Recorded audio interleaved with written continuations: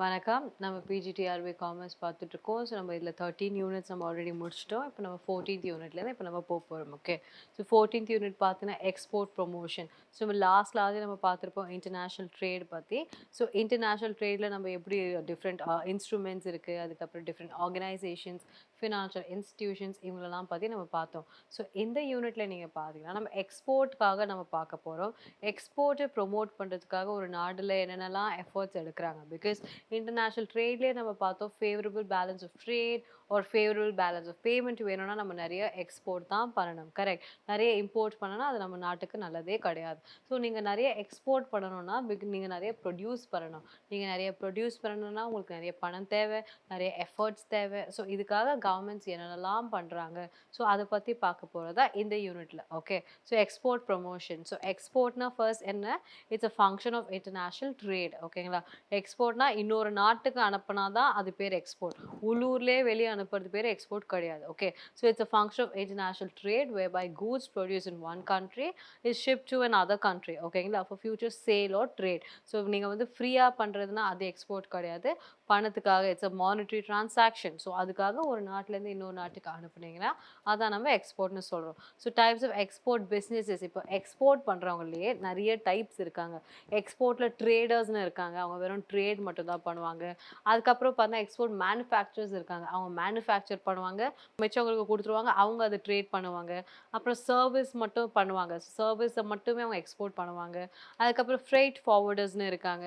So இவங்கெல்லாம் நிறைய businesses. Okay. So எக்ஸ்போர்ட்டர்ஸ்ன்றது இவ்வளோ டைப்ஸில் இருக்காங்கன்றது நமக்கு தெரிஞ்சுக்கணும் ஃபர்ஸ்ட்டு. ஸோ எக்ஸ்போர்ட் ட்ரேடர்ஸ்னால் நம்ம யார், trading houses, trading companies, buying offices, buying agents, purchasing agents, resident buyers, sourcing agents. So இவங்கெல்லாம் என்ன பண்ணுவாங்கன்னா கூட்ஸ் எங்கேருந்தா வாங்கி இவங்க வந்து அதை தயாரிக்க மாட்டாங்க. ஓகேங்களா. இவங்க ஜஸ்ட் விற்க தான் போகிறாங்க. யாரோ ஒருத்தர் தயாரிப்பாங்க, அதை அவங்க தயாரித்து அதை அவங்கக்கிட்டேருந்து இவங்க சோர்ஸ் பண்ணி அதை பையிங் ஆஃபீஸர்ஸ்னு சொல்கிறாங்க இல்லைங்களா, அதே பை ஃப்ரம் தெம். பையிங் ஏஜென்ட்ஸ்னு சொல்கிறாங்க இல்லைங்களா, அதே பை ஃப்ரம் தெம்.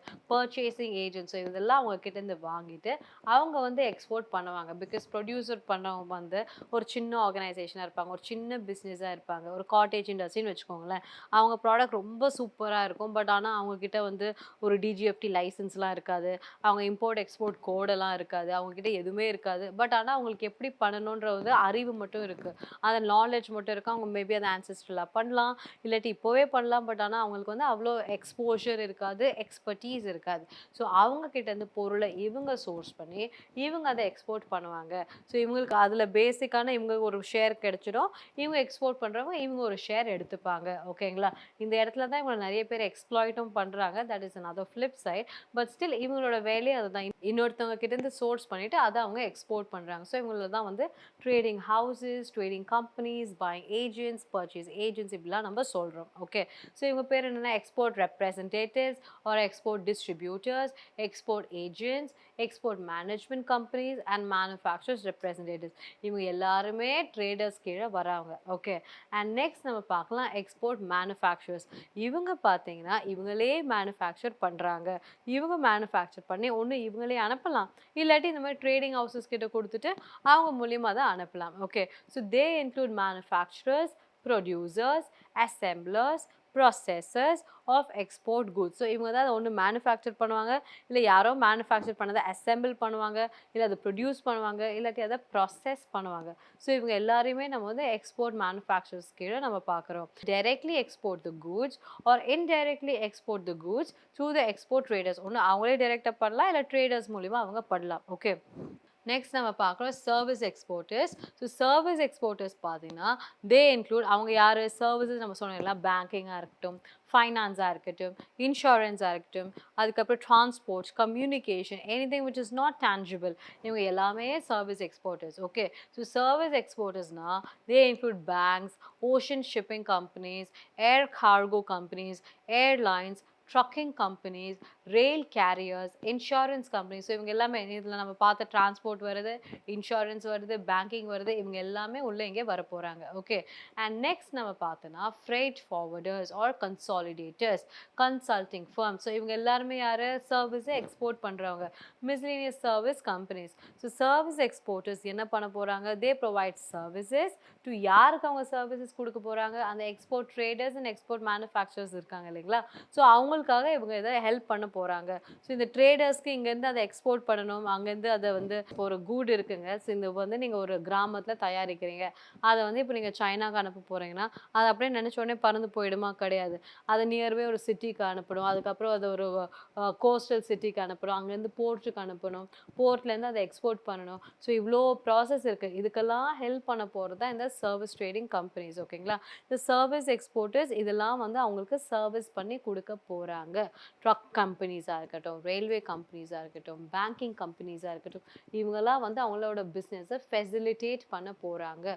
இதெல்லாம் தான் நம்ம சர்வீஸ் எக்ஸ்போர்ட்டர்ஸ் அப்படின்னு சொல்கிறோம். ஓகே, ஸோ இதெல்லாம் தாங்க மெயின் டைப்ஸு. ஸோ இப்போ நம்ம பார்க்கலாம் what is export process. So நீங்கள் இப்போ ஒரு எக்ஸ்போர்ட் பண்ணணும்னா என்னென்னலாம் ஸ்டெப்ஸ் இருக்குது அதை இப்போ நம்ம கிளியராக நம்ம பார்க்க போகிறோம். ஓகே, ஸோ ஃபர்ஸ்ட் நீங்கள் வந்து எக்ஸ்போர்ட் பண்ணணும்னா you should have an export order. So வந்து நீங்கள் வந்து இப்போ இங்கேருந்து சைனாக்கு அனுப்ப போகிறீங்கன்னா, ஸோ சைனா கேட்குறாங்க எனக்கு வந்து இத்தனை 10,000 tons ஆஃப் இந்த கூட்ஸ் நீ அனுப்பு. ஃபார் எக்ஸாம்பிள் நீ வந்து இந்த டெக்ஸ்டைல்ஸ் நீ எனக்கு அனுப்பு, எனக்கு வந்து ரா மெட்டீரியல் இல்லை காட்டனாக அனுப்பு, இல்லாட்டி வந்து இல்லை ப்ராசஸ்டு ட்ரெஸ் அனுப்பு, எதுவோ வேணும் அனுப்பு. ஸோ அந்த மாதிரி அவங்க வந்து உங்களுக்கு ஆர்டர் கொடுத்துட்டாங்கன்னா ஃபர்ஸ்ட் உங்களுக்கான அந்த ஆர்டர் இருக்கணும். சும்மா ஃபோனில் சொன்னாலாம் நீங்கள் வந்து எக்ஸ்போர்ட் பண்ண மாட்டீங்க. கரெக்ட், பிகாஸ் அது எத்தனை டிபார்ட்மெண்ட் கிட்ட அதை தாண்டி அது வரப்போகுது, எத்தனை போர்ட்டெல்லாம் அதை தாண்டி வரப்போகுது. ஸோ எல்லா இடத்துலையும் பேப்பர் தான் வந்து பேச போகுது. ஸோ அவங்க கையில் அந்த எக்ஸ்போர்ட் ஆர்டர் இருக்கணும். Okay, so they should have an export order. அந்த ஆர்டர் வாங்கிட்டு இவங்க அதை எக்ஸாமின் பண்ணணும் அண்ட் கன்ஃபர்மேஷன் பண்ணணும். ஸோ இதுதான் அந்த ஆர்டரா, இது வந்து அவங்க தான் கொடுத்த ஆர்டரா, இதை நீங்கள் அவங்கக்கிட்ட திருப்பி கன்ஃபார்ம் பண்ண போகிறீங்க. அவ்வளோதான், நீங்கள் கேட்டது உண்மை தானா, இது கரெக்ட் தானே அப்படின்னு நீங்கள் கன்ஃபார்ம் பண்ண போகிறீங்க. அதுக்கப்புறம் என்ன பண்ண போகிறீங்க? அதுக்கேற்ற மாதிரி நீங்கள் மேனுஃபேக்சர் பண்ண போகிறீங்க. பிகாஸ் உங்ககிட்ட அவ்வளோ பொருள் இருக்காது. கரெக்டாக அவர் ஆர்டர் கொடுத்து இதை மாதிரி அட்வான்ஸ் எதாவது கொடுத்தா தான் உங்களால் வந்து அந்த பொருளை மேனுஃபேக்சர் பண்ண முடியும். பிகாஸ் யாருமே வந்து சும்மா ஒரு 100 யூனிட் 200 யூனிட் கேட்க மாட்டாங்க, டன் கணக்கில் கேட்க போகிறாங்க. ஸோ அந்த டன் கணக்கில் கேட்கும் போது நீங்கள் அவ்வளோ ப்ராடக்ட்ஸை முதல் நீங்கள் மேனுஃபேக்சர் பண்ணணும். Okay, so manufacture or procuring the goods நீங்கள் பண்ண போகிறீங்க. அதுக்கப்புறம் என்ன பண்ண போகிறீங்க? நீங்கள் கூட்ஸ்லாம் பண்ணி முடிச்சுட்டு இங்கேருந்து நீங்கள் அவங்களுக்கு அனுப்ப போகிறீங்க. எப்படி அனுப்ப போகிறீங்க? Clearance from the central exercise. So central exercise கிட்டேருந்து நீங்கள் வந்து கிளியரன்ஸ் வாங்க போகிறீங்க. ஓகே, கிளியரன்ஸ் வாங்கிட்டு நீங்கள் அப்படியே அங்கே தான் அனுப்ப போகிறீங்க. இதெல்லாம் தான் மெயின் ப்ராசஸ். ஓகே, ஸோ இதை பற்றி ஒரு ரெண்டு பாயிண்ட் இங்கே தெரிஞ்சுக்கோங்க. ஹேவிங் அன் எக்ஸ்போர்ட் ஆர்டர்னா processing of an export order starts with the receipt of an export order first. So an export order na there should be an agreement in the form of a document. That's key point between the exporter and the importer before the exporter actually starts producing the goods or services for the shipment. Okay, and the order வேணும். So generally an export order may take the form of a pro forma invoice or a purchase order or a letter of credit. இந்த மூணு ஃபார்ம்ல இருக்கலாம். இது மூணுமே அதோட different names. Okay, pro forma invoice இருக்கலாம், இல்லை purchase order இருக்கலாம், இல்லாட்டி letter of credit இருக்கலாம். Okay, so இதுதான் வந்து order. Next நீங்க என்ன பண்ண போறீங்க? அதை examine பண்ண போறீங்க and confirm பண்ண போறீங்க. Okay, so having received an export order, the exporter should examine it with reference to the terms and conditions of the contract. So நீங்க முன்னாடியே உங்களுக்குள்ள ஒரு கான்ட்ராக்ட் இருக்கும். ஸோ அந்த கான்ட்ராக்ட் படி தான் நீங்கள் ஆர்டர் பண்ணியிருக்கீங்களா? நீங்கள் என்னமோ ஒன்று கான்ட்ராக்ட் போட்டுட்டு நீங்கள் என்னமோ ஒன்று கேட்டிங்கன்னா அதெல்லாம் கொடுக்கணும்னு அவங்களுக்கு அவசியம் கிடையாது. ஸோ அந்த கான்ட்ராக்ட் படி தான் உங்களோட இந்த ஆர்டர் இருக்கான்றதை நீங்கள் ப்ரூஃப் ரீட் பண்ண போகிறீங்க. In fact this is the most crucial stage of all the subsequent actions and the reactions depending on the terms and conditions of the contract. Order வந்துடும். அதுக்கப்புறம் நீங்கள் என்ன பண்ண போகிறீங்க? திடீர்னு ஒரு நாள் இல்லை இது சரியில்லை, இது நீ சொல்லவே இல்லையே, இதெல்லாம் நம்ம பேசவே இல்லையே, நீ என்ன திடீர்னு இவ்வளோ கேட்குற அப்படின்லாம் வந்துடக்கூடாதுல்ல எந்த சண்டையும். ஸோ அதுக்காக தான் இவங்க வந்து முன்னாடியே அதை கன்ஃபார்ம் பண்ணிக்கிறாங்க. ஓகே ஓகே, நீ இதுதானே கேட்ட, ஆமாம் நம்ம இதுதான் நம்ம முன்னாடியே பேசியிருக்கோம், ஸோ நம்ம இதே பண்ணலாம் அப்படின்னு சொல்லிட்டு நீங்கள் கன்ஃபார்ம் பண்ண போகிறீங்க. ஓகே, ஸோ அதுதான் இங்கே important. So the examination of the export order therefore includes items like அந்த ஆர்டரில் என்னென்னலாம் இருக்க போகுது, நீங்கள் என்னென்னலாம் செக் பண்ண போகிறீங்க, இந்த ப்ராடக்ட் தானா, இந்த டேர்ம்ஸ் ஆஃப் பேமெண்ட் தானா? நீ வந்து என்ன சொல்லியிருக்கீங்க, நான் வந்து ஒரு 6 மந்த்ஸ்க்குள்ள பே பண்றேன். ஸோ நீங்க முன்னாடியே சொல்லியிருப்பீங்க 6 மந்த்ஸ் தான் மேக்ஸிமம் டைம் அப்படின்றதுனால நான் இங்க பே பண்றேன்னு சொல்லியிருப்பேங்க. பட் இதுவே சப்போஸ் 6 மந்த்ஸ் இல்ல 8 மந்த்ஸ் அந்த மாரி வந்து அவங்க ஏதோ வாண்டடா இப்படி பண்ணிட்டாங்க அப்படின்னா, நீங்க என்ன பண்ண போறீங்க? நீங்க அதாங்க செக் பண்ணலன்னா என்ன ஆகும்? நீங்க கான்ட்ராக்ட்ல 6 மந்த்ஸ் தான் மேக்ஸிமம் டைம்னு கேட்டிருப்பீங்க. பட் இங்கே வந்து அவங்க 8 மந்த்ஸ் சொன்னாங்கன்னா, it is a fraudulent action. It may be deliberate, may not be deliberate. But ஆனா அது தப்பு தானே! அத நீங்க அங்க செக் பண்ணணும். ஸோ என்ன ப்ராடக்ட்டு, எந்த டைம்க்குள்ள நீங்க பே பண்ண போறீங்க, what are the terms of shipment என்னென்னலாம் உங்க டெர்ம்ஸ் இருக்க போது, and inspection and insurance requirement எங்கெங்கெல்லாம் இன்ஸ்பெக்ட் பண்ண போறீங்க, அந்த கூட்ஸ் இப்போ கடல் தாண்டி வருதுன்னா, அதுக்கு insurance is mandatory correct. So insurance என்ன பண்ண போறீங்க, அந்த documents realising the payment. So payment realise பண்றதுக்கு என்னென்னலாம் உங்களுக்கு டாக்குமெண்ட்ஸ் தேவை, and the last date of negotiation of documents with the bank. So இது எல்லாமே அந்த டீட்டெயிலில் இருக்க போது, இது எல்லாமே அந்த ஆர்டர் காப்பியில் இருக்க போது, இது எல்லாத்தையும் நீங்கள் செக் பண்ண போகிறீங்க. இதெல்லாம் செக் பண்ணிவிட்டு கன்ஃபார்ம் பண்ணிவிட்டு தான் நீங்கள் உங்கள் ப்ரொடக்ஷனே ஸ்டார்ட் பண்ண போகிறீங்க. ஓகே.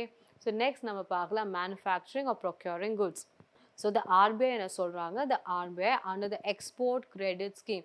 ஸோ எக்ஸ்போர்ட் பண்ணுறவங்களுக்குலாம் கிரெடிட் கொடுக்குறாங்க. பிகாஸ் நீங்கள் வந்து அவ்வளோ டன்னு நீங்கள் ப்ரொடியூஸ் பண்ணணும். ஓகே. நீங்கள் ப்ரொடியூஸ் பண்ணி அதை அவங்கக்கிட்ட போய் ரீச் ஆகி அவர் ஒரு 6 மந்த்ஸ் கழிச்சு தான் பே பண்ண போகிறார் கரெக்ட். ஸோ அப்போது பே பண்ணுற வரைக்கும் உங்களுக்கு பணம் தேவையில்லை. முதல் ப்ரொடியூஸ் பண்ணுறதுக்கே உங்களுக்கு பணம் தேவையில்லை. ஸோ இதுக்காக தான் ஆர்பிஐ நிறைய ஸ்கீம்ஸ் வச்சுருக்காங்க. அதில் ஒரு இம்பார்ட்டன்ட் ஸ்கீம் தான் எக்ஸ்போர்ட் கிரெடிட் ஸ்கீம், அதாவது இன்ட்ரெஸ்ட் சப்சிடி ஸ்கீம். ஸோ இங்கே பார்த்தீங்கன்னா it extends pre-shipment credit to exporter to finance the working capital needs for the purchase of raw materials, processing them, converting them into the finished goods for the purpose of export. So அவங்க என்ன பண்ணுறாங்க, நீ ஷிப்மெண்ட்டே இன்னும் பண்ணவே இல்லை, நீங்கள் இன்னும் எக்ஸ்போர்ட்டே பண்ணல, ஆனால் நீ எக்ஸ்போர்ட் பண்ணுறதுக்கு ப்ரொடியூஸ் பண்ணுறதுக்கே வந்து உனக்கு ஃபண்டு தேவைன்னா அந்த ஃபண்டை வந்து உங்களுக்கு ஆர்பிஐ கொடுக்க போகிறாங்க. எப்படி கொடுக்க போகிறாங்க, லோன் மூலியமாக கொடுக்க போகிறாங்க. அதை சப்சிடைஸ் ரேட்ஸில் உங்களுக்காக கொடுக்க போகிறாங்க. அதை தான் நம்ம எக்ஸ்போர்ட் கிரெடிட் ஸ்கீம் அப்படின்னு நம்ம சொல்கிறோம். ஓகேங்களா. So the exporter approaches the bank. இப்போ நான் தான் எக்ஸ்போர்ட்டர், நான் தான் இங்கே ப்ரொடியூஸ் பண்ண போகிறேன். ஸோ நான் பேங்க் கிட்ட போய் கேட்க போகிறேன். ஸோ இது நான் சொல்ல போகிறேன் on the base of lay down procedures for the pre shipment credit. நீங்கள் ஒரு ஆல்ரெடி ப்ரொசீஜர் வச்சுருக்கீங்க, அதுக்கேற்ற மாதிரி அதுக்கெலாம் நான் சாட்டிஸ்ஃபை பண்ணிட்டேன்னா நான் வந்து உங்ககிட்ட வந்து லோன் கேட்க போகிறேன். So having receive the credit, நான் உங்ககிட்ட லோன் கேட்டு நீங்களும் சரி ஓகே கொடுத்துட்றேன், நீங்கள் வந்து லோன் கொடுக்குறீங்க. பிகாஸ் நாங்கள் வந்து அந்த லெட்டர் ஆஃப் கிரெடிட்டை தான் நீங்கள் வச்சு லோனே கொடுக்க போகிறீங்க கரெக்ட்டுங்களா. நீங்கள் என்ன பண்ண போகிறீங்க, நீங்கள் எப்படி முதல்ல அவங்க உங்களை நம்ப போகிறாங்க, நீங்கள் வந்து அத்தனை கோடி கேட்க போகிறீங்க. பிகாஸ் நீங்கள் வந்து அத்தனை டன் ஆஃப் கூட்ஸ் நீங்கள் ப்ரொடியூஸ் பண்ண போகிறீங்க. நீங்கள் சொல்ல போகிறீங்க, இதை பாருங்கள் சைனாலேருந்து எனக்கு இந்த ஆர்டர் வந்திருக்கு, இவ்வளோ டன்னு நான் கொடுக்கணும், இவ்வளோ டன்னு நான் கொடுத்தா எனக்கு இன்னும் 3 மாதத்தில் அவன் பேமெண்ட் கொடுத்துருவான், நீங்கள் இதை நம்பி கொடுங்க, நான் வந்து உங்களுக்காக இவ்வளோ டெபாசிட் பண்ணுறேன், ஆர் இந்த கொலாட்ரல் வச்சுக்கோங்க அப்படின்னு சொல்லிட்டு கேட்க போகிறீங்க. அவங்களும் சரி ஓகே இது கண்டிப்பாக பண்ணலாம் அப்படின்னு சொல்லிட்டு அவங்களும் உங்களை நம்பி கொடுக்க போகிறாங்க. So having receive the credit, the exporter starts to manufacture or procure and pack the goods for sale or the export. So அதுக்காக அவங்க பேக் பண்ண ஆரம்பிச்சிருவாங்க. ஓகே. ஸோ இப்போ எல்லாமே ப்ரொடியூஸ் பண்ணிட்டீங்க, கடனும் வாங்கிட்டீங்க, ப்ரொடியூஸும் பண்ணிட்டீங்க, பேக்கும் பண்ணிட்டீங்க. இப்போ நீங்கள் வெளியே அனுப்ப போகிறீங்க. ஓகே. ஸோ நீங்கள் வெளியே அனுப்பணும் ஜஸ்ட் லைக் தான் அனுப்ப முடியுமா? முடியாது. நீங்கள் அது நடுவில் வேறு எதாவது கூட இன்சர்ட் பண்ணி அனுப்பலாம். இல்லை ஃப்ராடுலண்ட்டாக அவங்க எக்ஸ்போர்ட் ஆர்டரில் துணின்னு கேட்குறாங்க, நீங்கள் உள்ள வேறு எதாவது கூட நீங்கள் எதாவது வந்து டெலிபரேட்டாக ஹைட் பண்ணி நீங்கள் அனுப்பலாம். ஸோ அதெல்லாம் நீங்கள் கிளியரன்ஸ் பண்ணுறது அந்த சென்ட்ரல் எக்ஸைஸ் அண்ட் கஸ்டம்ஸ் டியூட்டியோட வேலை கரெக்ட்டுங்களா. ஸோ சென்ட்ரல் எக்ஸைஸ் என்ன பண்ண போகிறாங்க, அவங்க ஒரு கிளியரன்ஸ் சர்டிஃபிகேட் கொடுக்க போகிறாங்க. அது கொடுத்தாதான் இந்த நாட்டு பார்டரையே உங்கள் பொருள் வந்து தாண்டும். Okay. So as soon as the goods have been manufactured or procured, the process for obtaining clearance from the Central Excise Duty starts. Okay. So the Central Excise and Sales Act of India and the related rules provide the refund of excise duty paid. So அவங்க தான் என்ன பண்ண போகிறாங்க, நீங்கள் முன்னாடி first நீங்கள் இது பண்ண போகிறீங்க, எக்ஸைஸ் டியூட்டி கட்டுவீங்க, அதுக்கப்புறம் நீங்கள் அது ரீஃபண்ட் eventually நீங்கள் கிளைம் பண்ணிப்பீங்க. ஓகேங்களா. ஸோ இங்கே பார்த்தீங்கன்னா there are two alternative schemes whereby 100% rebate on duty is given to the export products on the submission of the proof of shipment. நீங்கள் எக்ஸைஸ் டியூட்டி பே பண்ணுறது, இப்போ சப்போஸ் நீங்கள் ப்ரொடியூஸ் பண்ணிட்டீங்க, இந்த நாட்டிலேருந்து நீங்கள் அனுப்புறதுக்கே நீங்கள் அத்தனை பர்சன்டேஜ் நீங்கள் எக்ஸைஸ் டியூட்டி கிளைம் பண்ணுவீங்க. நீங்கள் பே பண்ண அப்புறமா சில டைம்ஸ் என்னாகும், நிறைய ப்ராடக்ட்ஸில் வந்து உங்களுக்கு 100% வரையுமே ரிபேட் கொடுக்குறாங்க, நிறைய இடத்துல கம்மி பர்சன்ட் கொடுக்குறாங்க, பட் சில இடத்துல 100% வரையுமே உங்களுக்காக ரிபேட் கொடுக்குறாங்க. ஓகேங்களா? ஸோ அதில இம்பார்ட்டன்ட் ஸ்கீம் 2 ஸ்கீம்ஸ் நம்ம சொன்னோம். இப்போ ஃபர்ஸ்ட் ஸ்கீம் என்ன? Is to make the payment of the excise duty at the time of removing the export consignment from the factory and file a claim for the rebate of duty after the export of goods. So நீங்க என்ன பண்ண போறீங்க? First ஃபேக்டரிய விட்டு வெளிய வரும்போதே பே பண்ணிடுங்க. பே பண்ணிட்டு அதுக்கப்புறம் அங்க எக்ஸ்போர்ட் ஆயி முடிச்ச அதுக்கப்புறமா, நீங்க வந்து அதுக்கான கிளைம வந்து நீங்க பண்ணிக்கலாம். பாருங்க நான் இங்க பண்ணிட்டேன். நீங்க வந்து எங்களுக்கு கிளைம் குடுங்கன்னா, கவர்ன்மெண்ட் உங்களுக்காக அது ரீஃபண்ட் பண்ணிடுவாங்க. கவர்மெண்ட் ஏன் ஃபர்ஸ்ட் ரீபே பண்ணுவாங்க? பிகாஸ் நீங்க வந்து அவ்ளோ கஷ்டப்பட்டு எக்ஸ்போர்ட் பண்றீங்க இல்லைங்களா? நீங்க எக்ஸ்போர்ட் பண்ணீங்கன்னா, அது அந்த நாட்டுக்குமே நல்லது. ஸோ நீங்க இன்னும் நெறைய எக்ஸ்போர்ட் பண்ணணும். அத நல்லா இன்னும் ஊக்குவிக்கணும். இதுதான் எக்ஸ்போர்ட் ப்ரமோஷன் ஸ்டெப்ன்னு சொல்றாங்க. நீங்க வந்து இன்னும் நெறைய ப்ரமோட் பண்ணணுன்றதுக்காக தான் வந்து கவர்மெண்ட் வந்து இந்த எக்சைஸ் டியூட்டிய அப்படியே வந்து ரீஃபண்ட் வந்து பண்ணி குடுக்குறாங்க. செகண்ட் ஆப்ஷன் என்னன்னா, to remove the goods from the factory or warehouse without the payment but under an appropriate bond with the excise authorities. So first என்ன சொல்றாங்க, நீங்க பே பண்ணுங்க. நான் அப்புறம் அத ரீஃபண்ட் பண்றேன் அப்படின்னு சொல்றாங்க. பட் செகண்ட் ஆப்ஷன் என்னன்னா, நீங்க பேயே பண்ண வேண்டாம். நீ ஜஸ்ட் ஒரு பாண்ட் மட்டும் போட்டுரு. ஒரு அக்ரீமெண்ட் மட்டும் நீ என் கூட போட்டுக்கோ. அதுக்கப்புறம் இந்த அக்ரீமெண்ட் போட்டீங்கன்னா, நீங்க வந்து எக்ஸ்போர்ட் பண்ணலாம். நீங்க எக்சைஸ் டியூட்டியே பே பண்ண வேண்டாம்னு சொல்றாங்க. So this is a more beneficial scheme. ஓகேங்களா? இந்த எக்ஸ்போர்ட்டர் என்ன பண்ண போறாங்க? இந்த பாண்ட் அப்ளை பண்ண எப்படி பண்ண போறாங்க? So the exporter needs to apply on a form known as AR4 அப்படின்னு சொல்றாங்க. ஆர் AR4A அப்படின்னு சொல்றாங்க. யார்கிட்ட அப்ளை பண்ண போறாங்க? டு தி சென்ட்ரல் எக்ஸைஸோட ரேஞ்ச் சூப்பரிண்டென்டென்ட் கிட்ட இது பண்ண போறாங்க. அவங்க கிட்ட அப்ளை பண்ண உடனே அவங்க உங்களுக்கு ஒரு கிளியரன்ஸ் சர்டிஃபிகேட் குடுப்பாங்க. Okay. So form A is filed when the goods are to be cleared after the examination by the excise inspector. In all other cases AR4A தான் இது பண்ணுவாங்க. ஓகே. வெறும் ஃபார்ம் ஏன்னா என்ன? அது எப்போ உங்களுக்கு ஃபைல் பண்ணுவாங்கன்னா, goods are to be cleared after the examination. So examine பண்ண அப்புறம் தான் நீ அந்த கூட்ஸே கிளியர் பண்ண முடியும். அப்பதான் அது பார்டரே தாண்டும். அப்போனா நீங்க ஃபார்மே குடுக்கணும். மத்த எல்லா கேஸ்லயும் AR4ஏ நீங்க குடுத்தா போதும் அப்படின்னு சொல்றாங்க. ஓகே. ஸோ இதுதாங்க டிஃபரண்ட் ஸ்டெப்ஸ் இந்த எக்ஸ்போர்ட் ப்ராசஸ். எப்படி நம்ம எக்ஸ்போர்ட் ஆர்டர் பிளேஸ் பண்றதுலேருந்து இந்த நாட்ட பார்டர் தாண்டுற வரைக்கும் நம்ம அந்த ப்ராசஸை வந்து நம்ம டீட்டெயிலாக பார்த்தாச்சு. ஓகே. ஸோ நம்ம நெக்ஸ்ட் பார்க்கலாம் இன்ஸ்டிடியூஷனல் அரேஞ்ச்மெண்ட்ஸ். ஸோ நமக்கு ஆல்ரெடி தெரியும் நம்ம அங்கேயே இன்டர்நேஷனல் ட்ரேட்லேயே சில நிறைய இன்ஸ்டிடியூஷன்ஸ் நம்ம பார்த்தோம். ஸோ இதில் பார்த்தீங்கன்னா இந்தியாவில் பார்த்தீங்கன்னா எக்ஸ்போர்ட் ஓரியன்டட் யூனிட்ஸ்னு இருக்காங்க. ஓகே. ஸோ இவங்க வந்து 1981லேருந்தே இருக்காங்க. ஸோ இவங்க ஏன் பார்த்தீங்கன்னா the scheme aims to increase the exports from India. So export oriented யூனிட்ஸ்னாலே தெரியும். அவங்க எக்ஸ்போர்ட்ஸ்க்காகவே கொண்டு வரப்பட்ட யூனிட்ஸ். அவங்க வந்து இந்த கவர்மெண்ட் வந்து இன்னும் வந்து எம்பசைஸ் பண்றாங்க மக்கள்கிட்ட நீங்க இன்னும் நிறைய எக்ஸ்போர்ட் பண்ணுங்க அப்படின்னு சொல்லிட்டு to thereby increase the foreign exchange earnings and create employment. So நான் சொன்னேன் ஏன் அவங்க எக்ஸைஸ் டியூட்டிலாம் திருப்பி ரீஃபண்ட் பண்ணுறாங்க? பிகாஸ் அவங்க நிறையா வந்து எக்ஸ்போர்ட்ஸை வந்து ஊக்குவிக்கிறதுனால அவங்க நிறைய ஃபாரெக்ஸ் ஏர்னிங்ஸ் பண்ணணும்.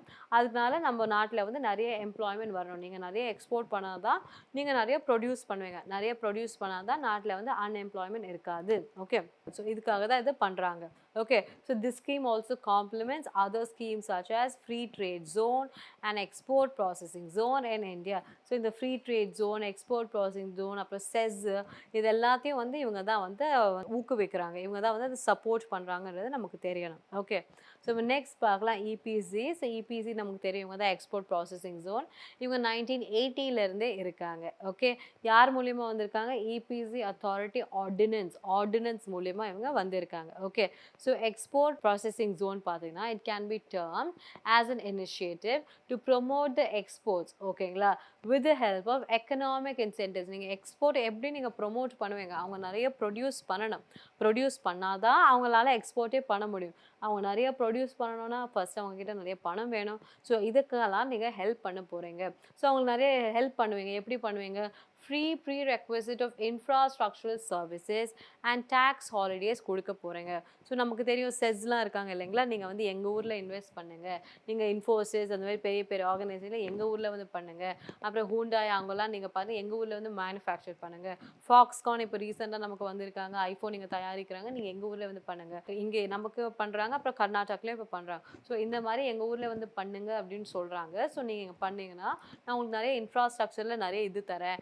ரெஜிஸ்ட்ரேஷனில் கொஞ்சம் கம்மி பண்ணி தரேன், ஸ்டாம்ப் டியூட்டியை வேவ் பண்ணி தரேன், எலக்ட்ரிசிட்டி கம்மி ரேட்டில் தரேன், வாட்டர் கம்மி ரேட்டில் தரேன், அதுக்கப்புறம் டேக்ஸ் ஹாலிடேஸ் தரேன். ஸோ இதெல்லாம் நான் தரேன், அதனால நீங்கள் எங்ககிட்ட வாங்க, நீங்கள் எங்ககிட்ட வந்தீங்கன்னா நீங்கள் இங்கே நல்லா ப்ரொடியூஸ் பண்ணுங்கள், எங்கள் ஊர் மக்களுக்கு நிறைய எம்ப்ளாய்மெண்ட் கொடுங்க, எங்கள் ஊரில் நிறைய லோன் எடுங்க, இப்படியெல்லாம் சொல்கிறதுனால நமக்கு அது வந்து எக்ஸ்போர்ட்டை வந்து ப்ரொமோட் பண்ணுது.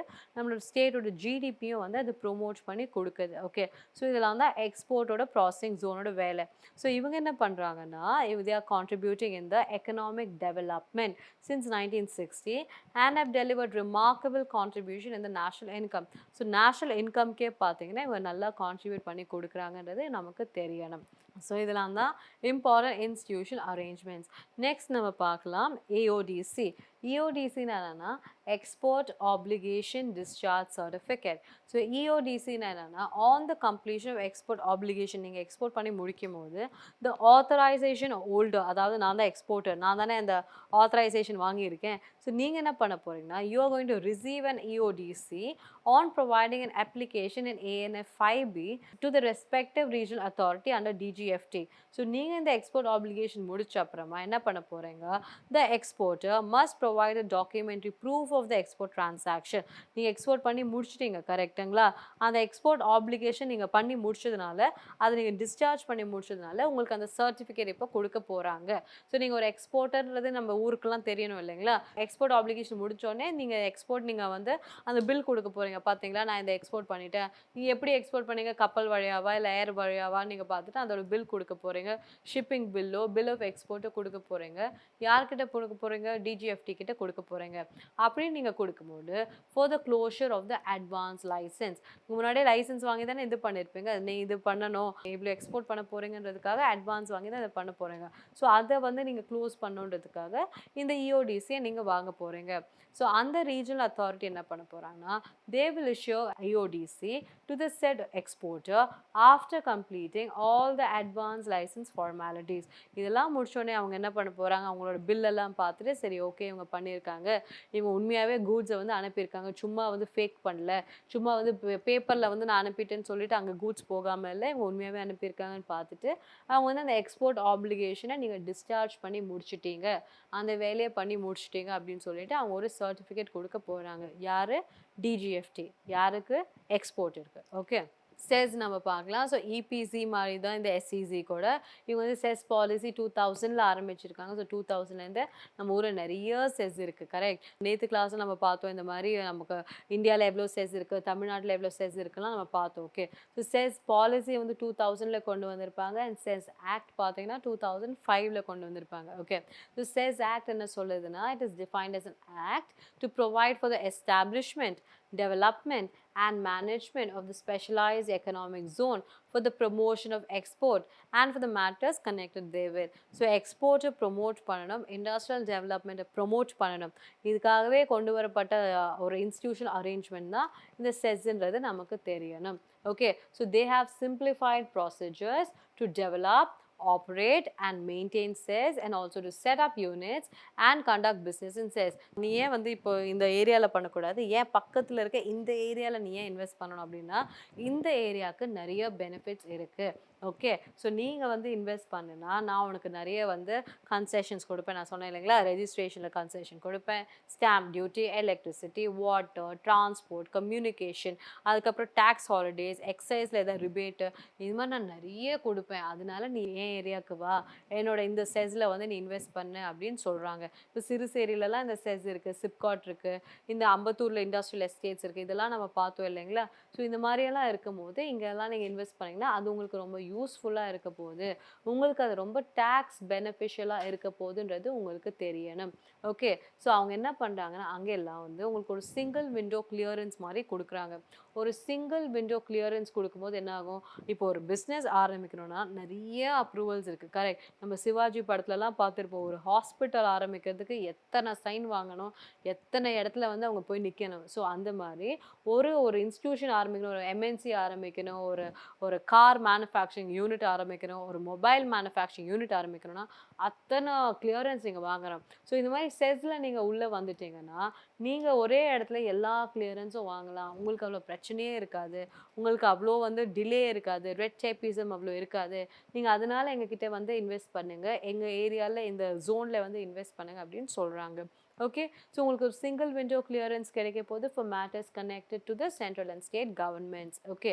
And you are going to have simplified compliance procedures and documentation with a focus on self certification. So உங்களுக்கு வந்து ஒரு சிங்கிள் விண்டோ கிளியரன்ஸ்னாலே simplified clearance procedures உங்களுக்கு இருக்க போகுது. உங்களுக்கு ஈஸியாக உங்களுக்கு கிளியரன்ஸ் பண்ணி கொடுத்துட்டே இருக்க போகிறாங்க. And different minimum land requirements for different classes for special economic zone. So different minimum land requirements இவ்வளோ தான் வேணும் அப்படின்னு சொல்லிட்டு ஒவ்வொரு செக்டருக்கும் ஒவ்வொரு டைப் ஆஃப் பிஸ்னஸ்க்கும் அந்த மாதிரி டிஃப்ரெண்ட்டாக அவங்களுக்கு செட் பண்ணி கொடுக்க போகிறாங்க. ஓகே. ஸோ இதுதான் செஸ்ஸோட ஒரு மெயின் ஃபேக்டர் உங்களுக்கு தெரியணும். ஸோ நெக்ஸ்ட் நம்ம பார்க்கலாம் எக்ஸிம் பேங்க். ஓகே. எக்ஸிம் பேங்க்னா உங்களுக்கு தெரியணும் எக்ஸ்போர்ட் இம்போர்ட் பேங்க். ஸோ இவங்க பார்த்தீங்கன்னா எக்ஸ்போர்ட் இம்போர்ட்டை ப்ரொமோட் பண்ணணுன்றதுக்காகவே கொண்டு வரப்பட்ட பேங்க் இந்த பேங்க். ஓகேங்களா. இவங்க எப்போத்துலேருந்து இருக்காங்க? 1982லேருந்து இவங்க இருக்காங்க. ஸோ செஸ் எப்போத்துலேருந்து இருக்காங்க இதெல்லாம் வந்து உங்களுக்கு இயரோட உங்களுக்கு தெரிஞ்சுக்கணும். ஓகே. ஸோ இவங்க பார்த்தீங்கன்னா under the Export Import Bank of India Act. So இவங்க வந்து ஒரு ஸ்டாச்சுட்டரி ஆர்கனைசேஷன் நமக்கு தெரியுது பிகாஸ் இவங்க ஒரு ஆக்ட் மூலியமாக வந்திருக்காங்க. 1981 தான் இந்த ஆக்ட் வந்திருக்கு. 1982 தான் இந்த பாடி வந்திருக்கு. இது நமக்கு தெரியலாம். Okay. As a purview of export credit. So purview of export கிரெடிட்னா எக்ஸ்போர்ட் கிரெடிட்னாலே இந்த பேங்க் தான். எக்ஸ்போர்ட்டில் உங்களுக்கு எதாவது பண்ணணும், உங்களுக்கு எதாவது பணம் தேவைன்னா நீங்கள் இந்த பேங்க்கை அப்ரோச் பண்ணலாம் அப்படின்றத இவங்க சொல்கிறாங்க. ஓகே. ஸோ ஆர்சி ஷா தான் பார்த்தா இந்த பேங்க்கோட ஃபர்ஸ்ட் சேர்மேன் அண்ட் எம்டியாக இருந்திருக்காரு. ஸோ இவங்க என்ன பண்ண போகிறாங்க? பையர்ஸ் கிரெடிட் கொடுக்க போகிறாங்க. So that is a credit facility programme that encourages Indian exporters to explore new regions across the globe. So நீங்கள் என்ன பண்ண போகிறீங்கன்னா நிறைய மற்ற ரீஜன்ஸ்லாம் போய் இன்வெஸ்ட் பண்ண போகிறீங்க. ஸோ அதுக்காக உங்களுக்கு நிறைய கிரெடிட் ஃபெசிலிட்டிஸ் கொடுக்குறாங்க. Okay. So it also facilitate exports for SMEs. So export பண்ண போகிறாங்க யாருக்கு? For SMEs. SMEs small medium enterprises. ஓகேங்களா. by offering credit to overseas buyers to import goods from India. So யாருக்காக இவங்க கொடுக்க போகிறாங்க? நம்ம பண்ணுறோம் இல்லைங்களா, நம்மளுக்கு கொடுக்க மாட்டாங்க. நம்ம கிட்டேருந்து ஒருத்தவங்க வாங்குவாங்க இல்லைங்களா. ஸோ நம்ம கிட்ட வாங்குறவங்க கிட்ட அவங்க கிட்ட பணமே இருக்காது. பட் இவங்க என்ன சொல்கிறாங்கன்னா நான் உனக்கு பணம் தரேன், நீ இவங்க கிட்டேருந்து வாங்கு. ஸோ நம்ம ரெண்டு பேருமே இங்கே தான் இருக்கோம். இது நான் தான் எக்ஸ்போர்ட்டர், இவங்க தான் இந்த பேங்க்குன்னு வச்சுக்கோங்களேன். ஸோ இவங்க என்ன பண்ண போகிறாங்கன்னா பையர்ஸ் கிரெடிட் நம்ம கிட்டேருந்து இன்னொருத்தன் இவங்க வாங்க போகிறான். ஸோ இவங்க என்ன பண்ணுறாங்க? இவங்க வந்து இவருக்கு லோன் கொடுக்குறாங்க. ஸோ தட் நீ வந்து இவங்க கிட்டேருந்து வாங்கு அப்படின்னு. ஸோ இவங்க ஏன் வந்து இது பண்ணுறாங்க? பிகாஸ் இவங்க வந்து இவங்கள வந்து பூஸ்ட் பண்ணி விடுறாங்க. நீ வந்து எங்கள் நாட்டிலேருந்து வாங்கு, உங்ககிட்ட இப்போ பணம் இல்லைன்னா பரவாயில்ல, நீ என்றைக்கே அந்த பணத்தை திருப்பி கொடு, பட் எங்கள் கிட்டேருந்து வாங்கு. ஸோ எங்கள் கிட்டேருந்து வாங்கினேன்னா நான் என்ன பண்ணுவேன்? நான் நிறைய ப்ரொடியூஸ் பண்ணுவேன், அதனால நிறைய பேர் எம்ப்ளாய் பண்ணுவேன், என்னோட ரிசோர்ஸஸ் அதிகமாக இருக்கும். ஸோ அதனால இது எனக்கு ரொம்ப பெனிஃபிஷியலாக இருக்க போகுதுன்றது உங்களுக்கு தெரியணும். ஓகேங்களா. So it also facilitate exports for SMEs by offering credit to overseas buyers to import goods from Indiaன்றது நமக்கு தெரியணும். ஓகே. ஸோ நெக்ஸ்ட் போகலாம் corporate banking. Okay. So corporate பேங்கிங்னா என்ன? It offers a variety of financing programs to augment the export competitiveness of Indian companies. So அவங்க என்ன பண்ணுறாங்க? Corporate பேங்கிங்னா நிறைய ஃபினான்சிங் ப்ரோக்ராம்ஸ் கொடுக்குறாங்க to augment the export competitiveness. So நீங்கள் நிறைய எக்ஸ்போர்ட் பண்ணணுன்றதுக்காகவே அவங்க வந்து கொடுக்குறது தான் இந்த கார்ப்பரேட் பேங்கிங் ஃபெசிலிட்டி. ஓகேங்களா.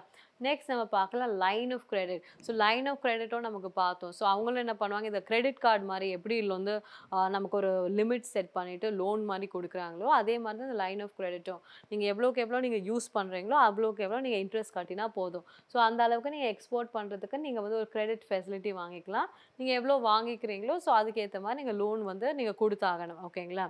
ஸோ நீங்கள் பாருங்கன்னா it offers extended line of credit to the Indian exporters. நம்ம தான் எக்ஸ்போர்ட் பண்ணுறோம் இல்லைங்களா, to Indian exporters to help them expand to the new geographies and uses the line of credit as an effective market. So நீங்கள் நிறைய export பண்ணணும்னா உங்களுக்கு நிறைய பணம் தேவை. ஸோ நிறைய பணம் தேவைன்னா உங்களுக்கு இன்ஸ்டண்ட்டாக அது தேவைப்படும் அண்ட் கம்மி ரேட்டில் தேவைப்படும். ஸோ அதனால நீங்கள் எங்கள் கிட்டேருந்து வாங்குங்க, அதுக்கப்புறம் வந்து நீங்கள் அப்புறமா வந்து பேமெண்ட்ஸ் ரியலைஸ் பண்ணும்போது நீங்கள் எங்களுக்கு கொடுங்க அப்படின்னு சொல்கிறாங்க.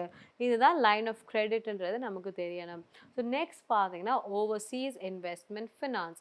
இது பார்த்தீங்கன்னா it offers term loans to Indian companies, நம்ம தான் எக்ஸ்போர்ட்டர்ஸ் தான் கொடுக்குறாங்க, for equity investments in the overseas joint ventures. So ஓவர்சீஸை நீங்கள் தான் ஜாயிண்ட் வெஞ்சர்னா நமக்கு தெரியும் இல்லைங்களா, நீங்கள் இன்னொரு ஃபர்மோட சேர்ந்து அங்கே போய் இன்வெஸ்ட் பண்ணுவீங்க. உங்கள் பேரில் அது இருக்காது, பட் உங்கள் 2 பேர் பேரில் சேர்த்துமே இருக்கும். ஸோ நீங்கள் வந்து அங்கே இருக்கணும்னு அவசியம் கிடையாது, நீங்கள் வந்து அந்த பிஸ்னஸை செட்டப் பண்ணணும்னு அவசியம் கிடையாது. அவங்க அங்கே பண்ணுவாங்க, நீங்கள் ஜஸ்ட் உங்கள் பணம் மூலியமாக ஜஸ்ட் கான்ட்ரிபியூட் பண்ண போகிறீங்க. ஸோ அப்படி நீங்கள் பண்ணும்போது உங்களுக்கே ஏதாவது லோன் தேவைப்பட்டுச்சுன்னா உங்களுக்கான ஏதாவது டேர்ம் லோன்ஸ் கொடுக்க போகிறாங்க. யாருக்கு? இந்த இந்தியன் கம்பெனிஸ்க்கு கொடுக்க போகிறாங்க. எதுக்கு? நீங்கள் அங்கே ஷேர் தானே வாங்கியிருப்பீங்க, அவங்கக்கிட்ட அங்கே ஷேர் ஹோல்டிங் தான் இருக்க போகுது. அந்த ஷேர் வாங்குறதுக்கே உங்களுக்கு ஏதாவது பணம் தேவைப்பட்டுச்சுன்னா அந்த லோனுக்கு உங்களுக்கு கொடுக்க போகிறாங்க. ஸோ அது ஜாயிண்ட் வெஞ்சராகவும் இருக்கலாம், அது ஹோலி ஓன்ட் வெஞ்சராகவும் இருக்கலாம். அங்கே உங்களுக்கு அவங்க கான்ட்ரிபியூட் பண்ண போகிறாங்க லோன்ஸ் மூலியமாக. அண்ட் ப்ராஜெக்ட் எக்ஸ்போர்ட்ஸ்னா என்ன? Encourages project exports from India and helps Indian companies to secure contracts அப்ரோட். நீங்கள் இங்கே சாஃப்ட்வேர்லாம் ப்ராஜெக்ட்லாம் நீங்கள் எக்ஸ்போர்ட் பண்ணுறீங்க இல்லைங்களா, சாஃப்ட்வேர் கன்சல்டன்சி மூலிமா, அதுக்கு எதுனா உங்களுக்கு லோன் தேவைப்பட்டால் கூட அது உங்களுக்கு இங்கே தராங்க. ஓகே, ஸோ இதோட நம்ம இந்த கிளாஸ் நம்ம முடிச்சுக்கலாம். ஸோ எக்ஸ்போர்ட்டில் இன்னும் நிறைய ஆர்கனைசேஷன்ஸ் இருக்குது, அது நம்ம நெக்ஸ்ட் கிளாஸ்லேருந்து கண்டினியூ பண்ணலாம். Okay, thank you.